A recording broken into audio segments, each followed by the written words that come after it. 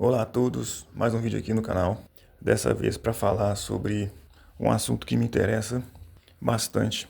São pessoas com influência, pessoas com dinheiro, pessoas poderosas e como essas pessoas usam desse poder para se beneficiar e acumular mais poder ainda. E é daí que vem o título do vídeo. Eu vou falar de um período que eu trabalhei servindo essas pessoas em um condomínio de luxo aqui da minha cidade. São pessoas muito ricas que têm influência na política local e até mesmo em âmbito nacional. Vocês vão ver ao longo do relato. Eu trabalhei por um curto período e mesmo assim já foi suficiente para eu ver e ouvir bastante coisa. Vocês vão ver como esse pessoal vive num mundo completamente diferente do nosso. Bom, para dar o contexto geral da situação, quem assistiu aquele vídeo que eu fiz sobre a cobra no escritório viu que chegou na pandemia e o escritório acabou me dispensando do estágio. Pouco tempo depois, uma prima minha que trabalha uma empresa de aviação conseguiu uma vaga de emprego para mim com uma empresa terceirizada. É uma empresa que cuida de segurança e controle de acesso. Me contrataram e eu fui trabalhar nesse condomínio. Condomínio entre aspas. Na verdade, era uma rua que os milionários fecharam lá para fazer a segurança deles ali. E nessa rua, eles colocaram cancelas para controlar o acesso de quem chegava ali e contrataram essa empresa para administrar essa parte da operação. Então, basicamente, eu ia ficar ali controlando o acesso de moradores, de visitantes à rua que dava para 3 prédios e uma casa. Tinha essa casa lá, uma casa bem grande, que para você ter ideia, ela pertence a uma família dona de uma empreiteira que estava envolvida na Operação Lava Jato. Chegou a ser investigada, devolveram 1 bilhão mais ou menos para a justiça, para o Estado, porque eles tinham roubado e tal. E para vocês terem mais ideia ainda, o bairro onde está localizada essa casa leva o sobrenome dessa família. E a rua onde eu ficava lá, operando a cancela, também tem um nome lá de um dos avós, bisavós lá, importante lá, influente na política daqui. Toda cidade tem isso, né? Tem famílias importantes que têm certa influência.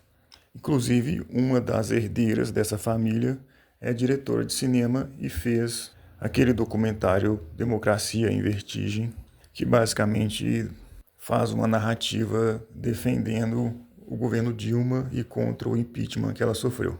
Você pode ir lá no Netflix e assistir. Inclusive, ela fez um outro documentário que foi lançado esse ano. Se eu não me engano, chama Apocalipse nos Trópicos. Aí nesse filme ela conta como o bolsonarismo e o governo Bolsonaro se aproveita da influência da política na religião evangélica para tocar seu projeto de poder. Mas voltando aqui ao assunto do vídeo, não sei se eu falei o nome da empresa, da família e tal, mas a empreiteira é a Andrade Gutierrez. É essa a empresa da qual eu estou falando. Essa empresa estava envolvida aí no esquema da Lava Jato durante os governos do PT, famoso Petrolão. E nesse período que eu trabalhei ali, que foi entre 2020 e 2021, houve as eleições para a prefeitura, né, do Brasil inteiro. E eu fiquei sabendo que a mãe dessa cineasta, que eu comentei agora há pouco, foi uma das maiores doadoras de campanha do Guilherme Boulos, quando ele concorreu para a prefeitura de São Paulo. Todo mundo sabe que o Guilherme Boulos ele tenta ser um dos sucessores aí do Lula, né, que já está avançado na idade. E se ele conseguisse ganhar a prefeitura de uma cidade tão importante quanto São Paulo, ele teria um bom avanço ali nas pretensões dele de ser um nome forte na esquerda brasileira para os próximos anos, para possivelmente até chegar na presidência da República. E essa senhora que eu li que ela já foi também filiada ao PT, dessa vez ela apoiou o projeto do Boulos. Ela não parece ser uma pessoa, eu acho que ela realmente acredita nas ideias de esquerda e tal. Eu tive a oportunidade de conversar com ela uma vez. Ela tem as ideias dela, ela tem o dinheiro dela, ela pode doar para quem ela quiser, né?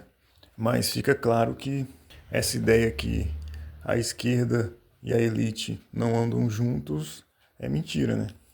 A gente viu que os governos do Lula e Dilma beneficiaram bastante essa galera. Muitos bancos aqui tiveram um lucro recorde. Teve o escândalo do Petrolão, apoio em campanha política. Tudo isso mostra que os interesses dessa galera são convergentes e não divergentes. Bom, nessa rua, além dessa casa, também tinha mais 2 prédios que a gente não vai falar nada deles aqui no vídeo porque a galera desses 2 prédios é de valor aquisitivo um pouco mais baixo. Um terceiro prédio que fica no final dessa rua, que aí sim, que aí também é uma galera muito rica mesmo. Inclusive, o que me deu o estalo para eu fazer esse vídeo é a notícia que eu vi há uns 2 ou 3 dias atrás, de que um investidor do Atlético Mineiro, esse cara estava sendo investigado, ou está sendo investigado, por ter suspeita de estar envolvido em lavagem de dinheiro do PCC. Vou colocar as matérias na descrição do vídeo para vocês verem. Esse cara colocou 300 milhões de reais no Atlético. Ele é dono de 20 e tantos por cento do time e tal. É um banqueiro chamado Daniel Vorcaro. E quando eu vi esse nome, eu lembrei, porra, eu conheço esse nome aí, Vorcaro. Aí eu perguntei a um amigo meu que trabalhou comigo lá na época, e ele falou, é isso mesmo, é essa galera aí mesmo. Que o pai desse cara mora nesse condomínio que eu tô falando, entendeu? É um pessoal que mexe com banco, investimento, uma galera muito rica. Deixar claro que esse caso ainda está em fase de investigação, não se tem certeza de nada e todo mundo é inocente até que se prova o contrário. Diferentemente da Andrade Gutierrez, que já teve o processo inteiro e eles inclusive já até devolveram parte do dinheiro que eles tiveram no esquema lá. Outra família que tem casa, que tem um apartamento também nesse prédio, é a família Matar. Eu me lembro do Salim Matar, ele era ministro ou tinha algum cargo lá no governo Bolsonaro. Depois ele saiu e ele é muito próximo do governador Zema, de Minas Gerais, e também do Partido Novo, aqui de Minas Gerais. Inclusive ele doou para a campanha do Romeu Zema, ele é doador dele, apoiador, né, melhor dizendo. E coincidentemente, né, em 2023 foi aprovada uma isenção de imposto, né, entre aspas, dizendo que beneficia locadoras de veículos, o pagamento ali do IPVA. Vou deixar também o link na descrição. Pelo que eu li, né, todo mundo paga 4% do valor do veículo, mas a galera das locadoras de carro vai pagar apenas 1%. Para você ver que não tem lado político dessa questão, né? Onde tem benefício, os caras vão em cima e não tem conversa, entendeu? Não importa se é direita ou esquerda, se tiver uma oportunidade de mamar na teta, eles vão mamar. Outra história que vocês devem ter ouvido falar foi daquela falsa enfermeira que estava vacinando uma galera durante a pandemia, durante a vacinação. Depois eles foram ver lá, investigaram que não era vacina de verdade, o pessoal foi enganado também e tal. Essa falsa enfermeira esteve lá no condomínio também. Inclusive, quem liberou o acesso dela uma vez que ela foi, eu me lembro que fui eu. Eu vi ela lá, inclusive eu não peguei os dados dela corretamente. Meu chefe até ficou puto comigo lá. Ela foi em vários andares ali e aplicou vacina numa galera lá. Depois a Polícia Federal foi lá, pediu para a gente fornecer para eles os registros de entradas de visitantes lá e moradores e tal. E a falsa enfermeira foi presa e ela falou que um dos moradores lá desse condomínio que tinha contratado ela e ele que, segundo o relato dela, ele que organizava onde ela deveria ir e tal. Esse cara é dono de um Aras muito famoso, muito rico também. Aí você vê, né? Sempre que tem alguma oportunidade, não é só dinheiro que os caras visam, né? Até numa situação ali de calamidade pública, vai ter uma organização para distribuir algum tipo de medicamento ou insumo e os caras usam do seu poder para furar a fila. Aquela história, né? Farinha pouca, meu pirão primeiro. Se você tem dinheiro e influência, você consegue acessos que ninguém conseguiria se não tivesse a grana que você tem. Outra coisa, outra situação louca também que eu vi lá, um dos moradores, ele era vendedor de carros de luxo, né? Um belo dia eu cheguei para trabalhar, eu pegava o serviço de manhã, né? Era 12/36, aquela escala ruim e tal. Eu chegava umas 7 horas e saía 7. Assim que eu peguei o serviço, eu vi um comboio assim, da PRF chegando para passar lá na cancela.